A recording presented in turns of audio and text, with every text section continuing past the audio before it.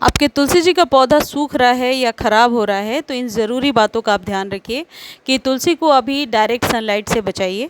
वैसे तो तुलसी जी धूप में बहुत अच्छे से ग्रो होती हैं, लेकिन पारा जब 50 के ऊपर हो तो पौधों को बचाकर ही रखना पड़ रहा है।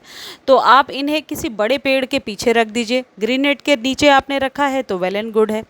सेकंड सबसे इम्पॉर्टेंट पॉइंट ये है कि तुलसी जी में आपको हल्की पिंचिंग और प्रूनिंग करते रहना चाहिए, जिससे पौधा घना होता है। देखिए ये यहाँ से मैंने कट किया है तो दोनों तरफ से नई ब्रांच निकल कर के आई है। तो ये जो कटिंग है ये सिर्फ मई जून में छोड़ करके पूरे साल आप कर सकते हैं। दिसंबर जनवरी में भी ना करें, क्योंकि उस समय भी पौधा डोरमेंसी में होता है। लेकिन स्प्रिंग में और बरसातों में आप ऐसा ज़रूर करें। पौधे को घना बनाने का ये सबसे बेस्ट तरीका है।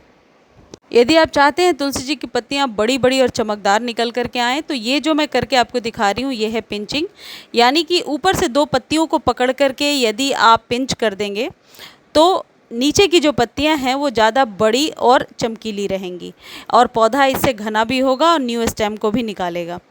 एक और इम्पॉर्टेंट चीज़ है कि हमेशा अपने तुलसी जी के पत्तों को उलट पलट कर देखा कीजिए। इस पर ब्लैक माइट्स चिपके होते हैं।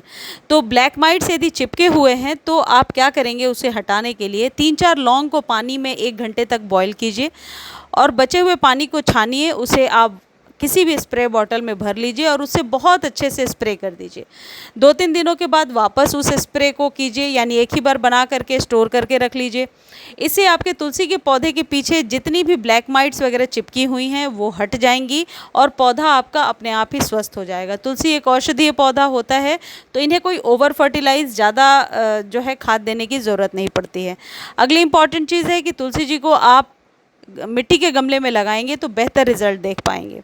ये जो सॉइल है ये हमेशा मॉइस्ट होनी चाहिए। गर्मियों में खासकर इस बात का ध्यान रखिए। मॉइस्ट बनाने के लिए 40% गार्डन सॉइल में 40% सैंड और 20% कंपोस्ट मिला करके लगा दीजिए। साल में 3 बार भी यदि आप अच्छे से फर्टिलाइज़ करेंगे तो आपके तुलसी का पौधा चलता रहेगा।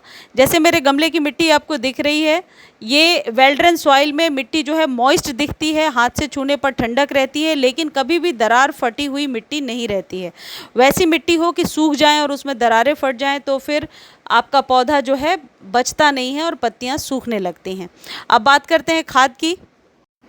अभी आपको क्या करना है, 1 चम्मच वर्मी कंपोस्ट ऊपर से डाल देना है। यदि वर्मी कंपोस्ट आपके पास नहीं है तो घर में जो चाय बनाने के बाद से जो चायपत्ती बच जाती है उसे अच्छे से धो लीजिए, सुखा लीजिए, ताकि चीनी और दूध के जो पार्टिकल्स हैं उसमें से निकल जाएं और फिर 1-1 चम्मच आप दे दीजिए। इससे पौधे की मिट्टी एसिडिक बनी रहेगी और पौधा जो है अच्छे से ग्रो होगा।